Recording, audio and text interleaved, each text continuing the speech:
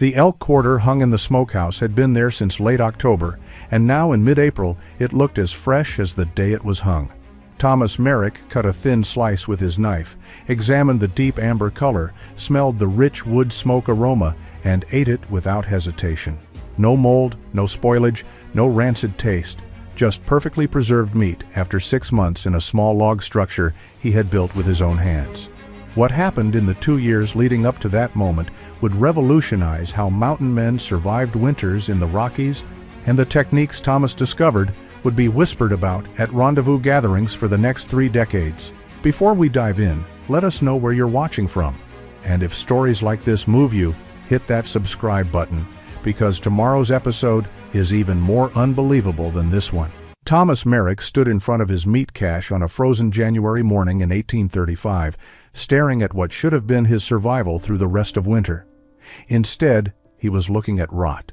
The deer haunch he had carefully salted and hung in October now showed green-black mold creeping across its surface. The elk quarters he had dried with such confidence in November had turned slimy to the touch, the flesh beneath the surface spoiled beyond salvation. Even the smaller cuts smelled wrong when he brought them close to his face. Thomas stood there for a long time, his breath forming clouds in the bitter cold, trying to calculate how badly he had just failed himself.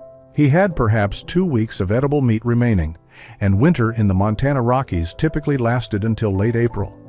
Thomas Merrick had been trapping in the Rocky Mountains for 8 years. He was 31 years old, originally from Pennsylvania, where he had worked as an apprentice butcher before heading west in 1827. That background had given him confidence in meat preservation. He understood salting, drying, and cold storage because he had learned those techniques from a professional butcher. The problem was that town butchering and wilderness preservation operated under completely different conditions. In Pennsylvania, his mentor had worked in a dedicated smokehouse with controlled conditions. In the mountains, Thomas was working alone with whatever materials he could gather, with meat that needed to last for months rather than days. Thomas cut away the spoiled sections, salvaging what he could. The waste was staggering. He estimated he was throwing away more than 2/3 of what he had preserved. The irony was bitter. He had spent weeks in the autumn hunting and processing this meat. The elk had nearly killed him during the hunt, when it charged after his first shot missed its vital organs. Now most of that elk was fit only for scavengers. Thomas had used the preservation methods that were common knowledge among mountain men. Salt was the primary preservative, expensive but essential, purchased at trading posts. He had rubbed salt thoroughly into every surface. For drying, he had hung meat in his cabin's rafters where fire heat would slowly dehydrate it. The results spoke for themselves.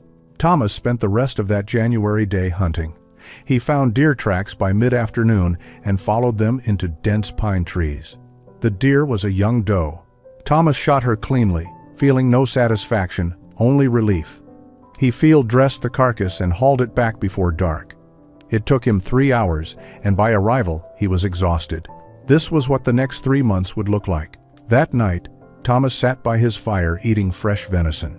He had followed accepted methods for meat preservation, techniques that other trappers claimed to use successfully, but clearly something was different. The winter of 1835 would not kill Thomas Merrick, but it would change him. Somewhere in the exhaustion of those months, a question took root and would not let go. If the traditional methods were this unreliable, what would reliable preservation actually require? February in the Montana Rockies was the cruelest month. The initial excitement of deep winter snow had faded, replaced by grinding cold that penetrated every layer of clothing and turned simple tasks into exhausting ordeals. Thomas Merrick was living day to day now, hunting every other morning just to maintain enough fresh meat to keep himself functional. His trap lines were suffering from neglect, which meant his income for the spring rendezvous was evaporating while he focused entirely on not starving. He had lost weight, probably 15 pounds from his already lean frame, and he could feel the difference in his strength and endurance. The mathematics of his situation were unforgiving. Thomas needed approximately 2 pounds of meat per day to maintain his body weight while doing the physical labor required for winter survival. Hunting every other day meant he needed to bring back 4 pounds minimum each trip, but accounting for waste and bone, that meant killing something substantial every 48 hours. Deer were scarce, wary, and increasingly difficult to find as winter progressed. Thomas was spending entire days searching for game, burning calories he could barely afford to lose, gambling that he would find something before exhaustion forced him back empty-handed. He had 3 close calls in February alone where he returned with nothing and had to ration his remaining meat down to portions that left him hungry and weak. The psychological toll was worse than the physical deprivation. Thomas had always prided himself on his competence, his ability to thrive in an environment that killed careless men regularly. Now he was reduced to constant anxiety about his next meal, second-guessing every decision, wondering if he should abandon his trap lines entirely and move to lower elevation where game might be more plentiful. He thought constantly about the spoiled meat he had thrown away in January. Each bite of fresh venison reminded him that he could be eating from a secure stockpile instead of gambling his survival on daily hunts. By late February, Thomas had lost enough weight that his pants required a new notch in his belt, and his ribs were visible when he washed. He avoided looking at his reflection in the small mirror he kept for shaving. The face looking back at him was gaunt, with hollowed cheeks and eyes that had developed a feverish intensity. He recognized the signs of malnutrition from having seen them in other trappers who had miscalculated their food supplies. The irony was that he was surrounded by potential food, but in deep winter, finding and killing that food required energy he was running out of. Thomas understood he was approaching a critical threshold. He needed spring to arrive soon, or he needed to make a significant change in his strategy. On the last day of February, he made a decision that probably saved his life. He would stop trying to maintain his trap lines and focus exclusively on building up his meat supply before he became too weak to hunt effectively. The financial cost would be severe, but staying alive mattered more than profit. Spring arrived in late March with grudging slowness, and Thomas survived, but he carried those winter months like scars. He would never let this happen again. Spring arrived in late March with the grudging slowness typical of high-altitude Montana. Thomas Merrick had survived the winter, but barely, and he carried the psychological scars of those months like physical wounds. He had lost nearly 25 pounds, taken dangerous risks hunting in conditions that should have killed him, and learned that competence meant nothing when your fundamental methods were flawed. As snow melted and game returned to higher elevations, Thomas began eating regularly again and regaining his strength. But something had changed permanently in how he thought about survival. He could not go through another winter like the last one. That meant he needed to solve the meat preservation problem completely, and he needed to solve it before autumn arrived. Thomas spent May and June traveling between trapping camps, trading posts, and rendezvous sites, asking questions. He talked to French-Canadian voyageurs who had worked the Northern Territories for decades. He spoke with American trappers who claimed to have perfected meat preservation. He listened to traders who dealt with preserved meat as a commodity. He even sought out interactions with Shoshone and Crow tribesmen who had been preserving meat successfully for generations before white trappers arrived in their territory. The education was humbling and contradictory. Everyone had a method, and everyone claimed their method was superior, but the details varied wildly and often directly contradicted each other. The French-Canadian voyageurs emphasized smoking over extended periods, sometimes weeks, using specific hardwoods they claimed were essential. One grizzled voyageur named Baptiste told Thomas that green hickory was the only wood worth using, and that meat needed to hang in smoke for at least 30 days to be truly preserved. An American trapper from Kentucky insisted that salt curing was primary and smoking was merely for flavor, claiming he kept meat edible for 6 months with nothing but salt and cold storage. A Shoshone man Thomas met near a trading post on the Yellowstone River explained through broken English and hand gestures that his people dried meat in thin strips over low fires, creating something hard as leather that would last indefinitely if kept dry. Thomas began making mental notes, trying to identify common principles beneath the varying techniques. Everyone agreed that moisture was the enemy. Spoilage happened when meat stayed wet, allowing mold and rot to take hold. Everyone agreed that salt helped, though opinions varied on how much and how to apply it. Most people mentioned smoke as important, though again the details differed wildly. Temperature came up frequently but vaguely. Too hot and meat cooked instead of preserving. Too cold and the preservation process slowed or stopped. Thomas realized that successful preservation was not about following one person's recipe. It was about understanding the underlying principles and then applying them systematically in his specific conditions. Nobody could give him a simple answer because preservation depended on dozens of variables that changed with location, climate, and available materials. He would need to experiment, test, and refine his own method. The thought was daunting but also strangely exciting. Thomas had always been good at solving practical problems. Now he had a problem worth solving. Thomas spent late July and early August of 1835 building his first smokehouse.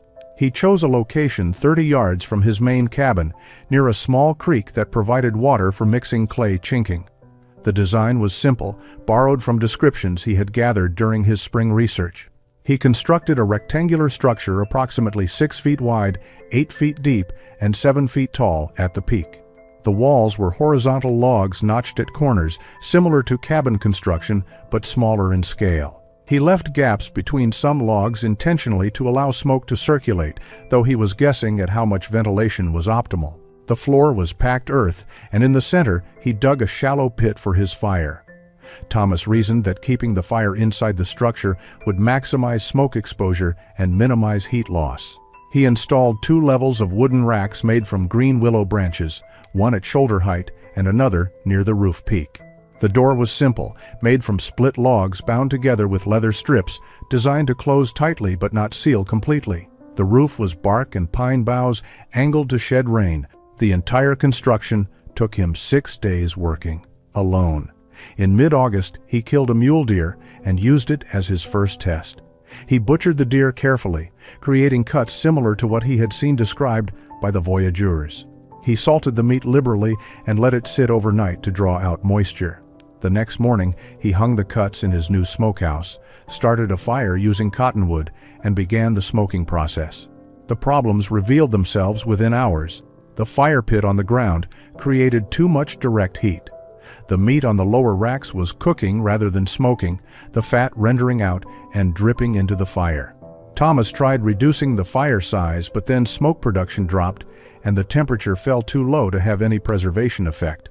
He experimented with fire placement, moving coals around the pit, trying to find a balance between heat and smoke.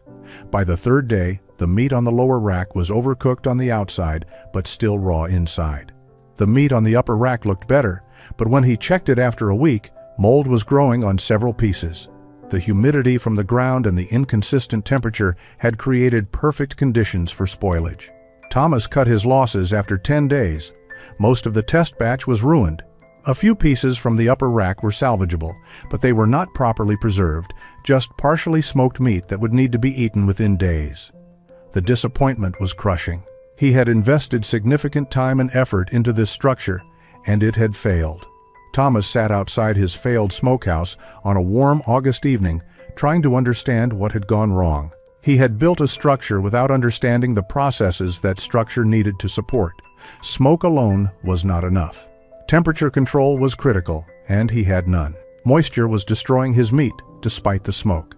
He needed to understand why preservation worked before he could build something that actually preserved. Thomas did not abandon his smokehouse. Instead, he began treating it as a laboratory for systematic experimentation. Throughout September and October of 1835, he tested variables methodically, changing one element at a time and observing results. He killed rabbits and smaller game for these experiments, creatures that required less investment than deer or elk, but still provided meaningful test subjects for preservation techniques. Each test taught him something, even when it failed, and slowly a coherent understanding began emerging from the chaos of contradictory advice he had gathered earlier. Temperature was the first breakthrough. Thomas discovered through painful trial that meat preservation required a narrow temperature range: too hot, above roughly 120 degrees, and meat cooked, too cold, below 70 degrees, and the smoking process became ineffective at preventing spoilage. The ideal range seemed to be between 80 and 100 degrees, warm enough to dry the meat gradually, while cool enough to avoid cooking. Maintaining that range with a ground-level fire pit was nearly impossible because fire temperature fluctuated wildly depending on wood type, fire size, and airflow. Thomas realized he needed to separate the fire source from the meat chamber. allowing smoke to cool slightly before reaching the hanging meat. Wood selection was the second critical discovery. Thomas tested cottonwood, willow, pine, juniper, and aspen, the woods most readily available in his territory. Each produced different results. Pine created harsh smoke that made meat taste bitter and did little to prevent spoilage. Cottonwood burned too hot and produced minimal smoke. Willow was better, creating mild smoke and moderate heat, but the preservation effect was inconsistent. Juniper produced the best results, creating aromatic smoke that seemed to actively discourage mold growth. The meat smoked over juniper stayed fresh noticeably longer than meat smoked over other woods. Thomas began stockpiling juniper specifically for smoking purposes. Moisture control emerged as the third essential element. Thomas noticed that meat hung during humid periods spoiled faster regardless of smoke exposure. He began monitoring weather patterns and learned to recognize conditions that favored preservation versus conditions that encouraged rot. Clear, dry days with low humidity were ideal for starting the smoking process. Foggy or rainy periods required either delaying preservation or compensating with longer smoking duration. He also discovered that pre-salting meat and allowing it to sit for 24 hours before smoking was essential.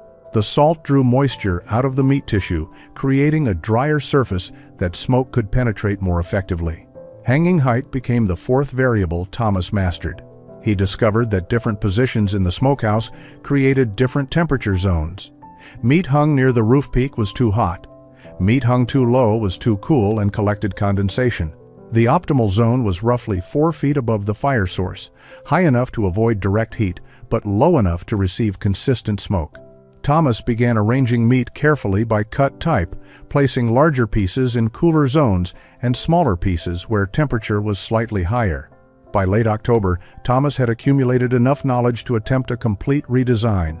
Winter was approaching, and he had one chance to get this right. Thomas began construction of his second smokehouse in early November of 1836. Every element of this design incorporated lessons from his year of experimentation, and every decision was deliberate rather than guessed. He chose a location on slightly elevated ground to ensure drainage and prevent ground moisture from accumulating inside the structure. The site had good air circulation but was protected from prevailing winds that could make temperature control difficult. He spent 2 days just selecting and preparing the location before cutting a single log. The structure itself was smaller than his first attempt, only 5 feet wide by 6 feet deep, but taller at 9 feet to the roof peak. Thomas built the walls from carefully selected logs, each one straight and uniform in diameter, to create tight fits at the corners. He used traditional notching but added wooden pins driven through the corners to prevent any shifting or separation.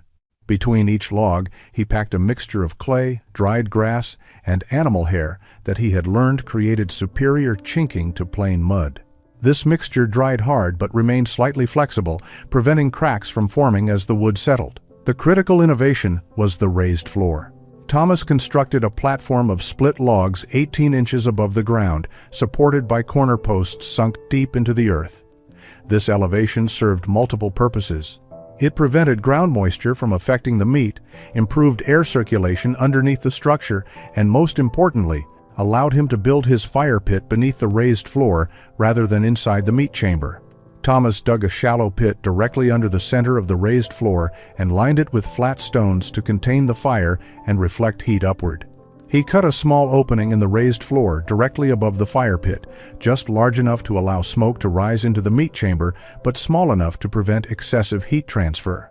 The smoke would rise through the floor opening, fill the chamber where meat hung, and exit through an adjustable vent hole Thomas built into the roof peak. By controlling the size of the roof vent, he could regulate how quickly smoke escaped, which in turn controlled the temperature and smoke density inside the chamber. A larger vent opening meant faster smoke circulation and lower temperature. A smaller opening meant slower circulation and higher temperature. Thomas could adjust conditions based on weather, meat type, and stage of the smoking process. Inside, in the chamber, Thomas installed 3 levels of hanging racks made from juniper branches, positioned at 3 feet, 5 feet, and 7 feet above the raised floor. This gave him distinct temperature zones. The lowest rack received the most heat and densest smoke. The middle rack was the optimal zone for most meat. The highest rack was coolest and best for longer-term storage of already smoked meat. The door was constructed from thick planks with leather hinges and a simple wooden latch that sealed tightly but could be opened easily for monitoring. Thomas stood back and examined his work after 12 days of construction. The smokehouse looked professional, almost elegant in its simplicity. Every element had a purpose, and every purpose was based on knowledge he had earned through failure. Now came the test that mattered. Could this design actually preserve meat for 6 months? Thomas killed a bull elk in late October of 1836, a massive animal that provided nearly 300 pounds of usable meat. This would be his comprehensive test of the new smokehouse design. He butchered the elk methodically, creating cuts of various sizes to test how different thicknesses responded to the smoking process. Large haunches, medium roasts, smaller steaks, and thin strips, each would hang in the smokehouse and either prove or disprove his method over the coming months. He salted every piece heavily, rubbing coarse salt into all surfaces, then let the meat sit in his cabin overnight while salt drew out moisture. The next morning, Thomas loaded the smokehouse carefully. Large cuts went on the middle rack where temperature was most stable. Medium pieces filled the lower rack where heat was slightly higher. The upper rack remained empty for now, reserved for meat that had already completed initial smoking. He started his fire using seasoned juniper wood, keeping the flame small and controlled. Smoke began rising through the floor opening within minutes, filling the padded chamber with fragrant white smoke. Thomas adjusted the roof vent until smoke flowed steadily, but not rapidly, creating the circulation pattern he wanted. The temperature inside the chamber stabilized around 90 degrees, exactly where he needed it. For the first week, Thomas monitored the smokehouse constantly. He checked temperature multiple times daily by simply placing his hand inside and gauging the heat. He adjusted the fire size and roof vent opening based on weather conditions. Cold nights required slightly larger fires. Warm afternoons required opening the vent wider to prevent overheating. He rotated meat pieces occasionally to ensure even smoke exposure. After 7 days, the meat had developed a dark mahogany color and firm texture. Thomas moved the large cuts to the upper rack and started a new batch of fresh meat on the middle rack. The process was working. By mid-November, Thomas had smoked his entire elk supply. The smokehouse was full, racks loaded with dark, aromatic meat that showed no signs of spoilage. He began the waiting period that would truly test his method. He cut small samples weekly to check for any deterioration. Through November and December, the meat remained perfect. January brought the coldest temperatures of winter, and still the meat showed no mold, no off smells, no degradation. February and March passed with the same results. Thomas was eating from his smoked supply regularly now, and every piece was as good as the day it finished smoking. April arrived, and Thomas approached his smokehouse with a mixture of excitement and disbelief. 6 months had passed since he had smoked the first cuts from that October elk. He cut a thick slice from one of the original haunches, the piece that had hung longest. The meat was firm, dry on the surface but not desiccated. The color was deep brown, almost black in places from the concentrated smoke. Thomas smelled it carefully, detecting only juniper smoke and the rich aroma of preserved meat. He ate the slice slowly, and it was perfect. Not fresh meat certainly, but completely preserved, safe, nutritious, and edible. Thomas had succeeded. His method worked absolutely. He had solved the problem that had nearly killed him 14 months earlier. Thomas attended the summer rendezvous of 1837 with quiet confidence.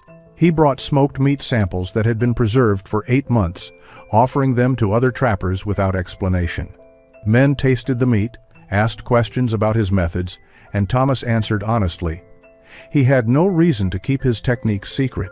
The knowledge had saved his life, and he saw no benefit in hoarding it while other men struggled with the same problems he had faced. Word spread quickly through the gathering. Thomas Merrick had built a smokehouse that actually worked, and he was willing to explain how. The initial response was skepticism mixed with interest. Experienced trappers had seen many claimed innovations over the years, most of which failed when tested under real conditions. Thomas expected this and simply invited doubters to visit his camp and examine his smokehouse directly. A dozen men took him up on the offer over the following weeks. Thomas showed them every detail of his design, explained the reasoning behind each element, and answered questions patiently. Some visitors understood immediately why his method worked. Others remained skeptical but agreed to try building similar structures. A few dismissed the whole thing as too much effort for uncertain benefit. By autumn of 1837, Thomas knew of at least 5 other trappers who had built smokehouses based on his design. 2 of them built careful replicas, following his instructions precisely. 3 others modified the design, either because they lacked certain materials or because they thought they could improve on his method. The results that winter were mixed. The 2 trappers who followed Thomas's design exactly reported complete success. Their meat preserved beautifully, and they wrote messages through mutual acquaintances expressing gratitude and amazement. The 3 who had modified the design had partial success at best. One trapper had built his smokehouse on flat ground instead of elevated terrain and struggled with moisture problems. Another had used pine wood instead of juniper because pine was more abundant, and his meat developed an unpleasant bitter taste. The third had tried to save construction time by reducing the chinking quality, and his smokehouse lost heat so rapidly that maintaining proper temperature required burning through his wood supply at an unsustainable rate. When Thomas heard these reports, he felt frustration but also recognition. These men were making the same mistake he had made initially, assuming that the general concept was sufficient without understanding why specific details mattered. Thomas spent the summer of 1838 teaching more deliberately. When trappers asked about his smokehouse, he no longer just described what to build, but explained why each element was important. He emphasized that shortcuts usually meant failure, and that the extra effort during construction paid off enormously during winter. Some men listened carefully and built successful smokehouses.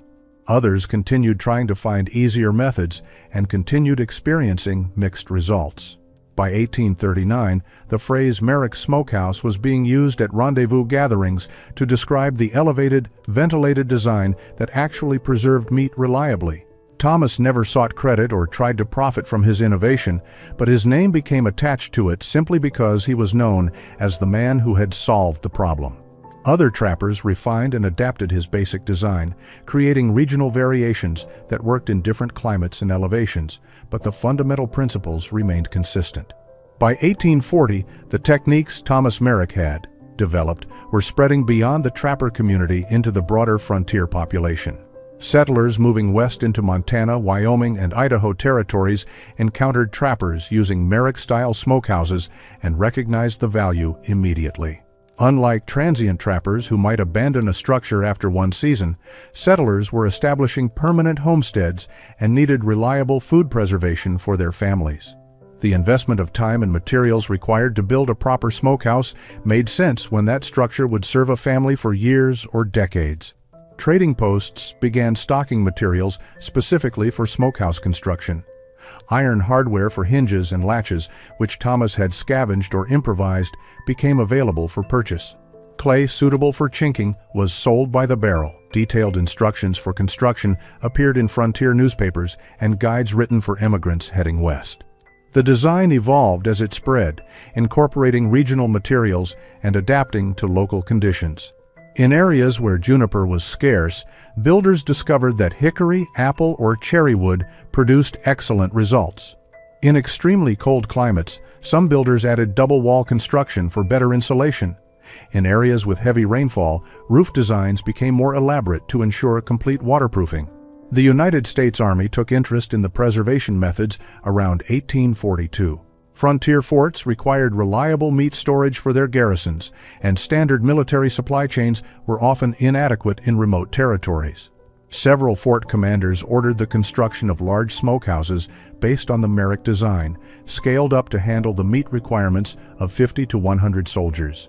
These military smokehouses proved so successful that the Army included detailed construction specifications in their frontier operations manuals. Officers trained in proper smokehouse design carried that knowledge to new postings across the expanding Western territories. Commercial meat operations began using similar techniques by the late 1840s. As towns grew in the Mountain West, professional butchers needed preservation methods that could handle large volumes of meat. The principles Thomas had discovered for personal survival scaled effectively to commercial operations. Urban smokehouses in Denver, Salt Lake City, and other frontier towns used elevated construction, separated fire chambers, and controlled ventilation to produce preserved meat that could be sold months after processing. The economic impact was significant, allowing seasonal hunting and butchering to support year-round meat supplies. Indigenous communities also adopted elements of the design. Tribes that had traditionally used simple drying methods saw advantages in the controlled smoking process, particularly for trading preserved meat to settlers and military posts. Some tribal groups built hybrid structures that combined traditional drying techniques with the temperature control and smoke circulation principles from Merrick-style smokehouses. The result was preserved meat that satisfied both traditional tastes and the practical requirement for extended storage. By 1850, variations of Thomas Merrick's smokehouse design existed throughout the Rocky Mountain region and beyond. The exact number was impossible to determine, but evidence suggests hundreds of structures based directly or indirectly on his original innovation. Most builders never knew Thomas's name or story. They simply learned the technique from someone who had learned it from someone else, the knowledge spreading organically because it solved a real problem effectively. Thomas himself had moved away from active trapping by this time, transitioning to a more settled life, but his legacy continued growing without his direct involvement. Thomas Merrick left the mountains in 1844 at the age of 40. The fur trade was collapsing as beaver populations declined and fashion shifted away from felt hats toward silk. Thomas had saved money during his successful years and used it to purchase land in the Bitterroot Valley of western Montana, where he established a small ranch. He married a widow named Sarah, who had come west with a wagon train and lost her husband to cholera. They had 2 children together and raised Sarah's daughter from her first marriage. Thomas became a quiet member of a growing frontier community, known as a competent rancher and occasional hunting guide, but rarely discussing his years as a mountain man. In 1856, Thomas encountered a young homesteader named William, building a smokehouse on adjacent property.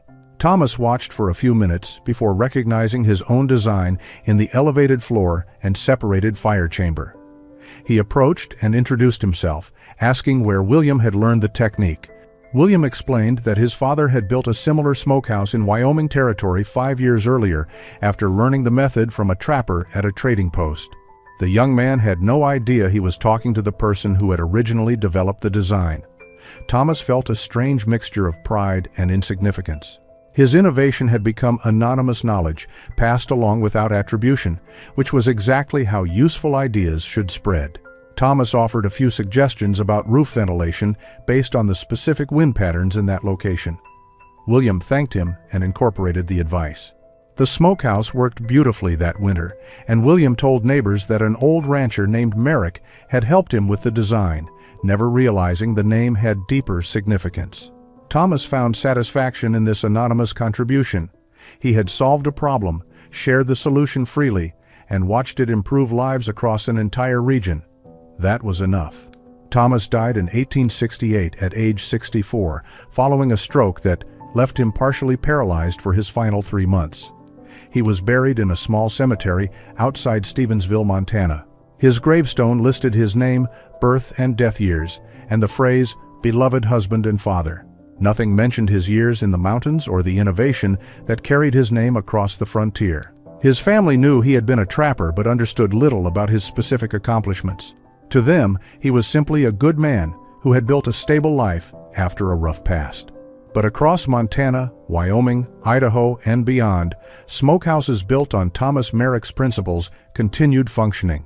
Some were still original structures from the 1830s and 40s, weathered but solid, their elevated floors and ventilation systems as effective as the day they were built. Others were newer constructions, built by people who had learned the technique secondhand or thirdhand, the knowledge simplified and adapted, but still fundamentally sound. The phrase "built like a Merrick smokehouse" became frontier shorthand for construction that would last and function reliably. Thomas Merrick had started with a simple need to survive winter. He ended by changing how thousands of people preserved food across the American frontier. His innovation required no new technology, just careful observation, systematic experimentation, and willingness to share what he learned. That was legacy enough.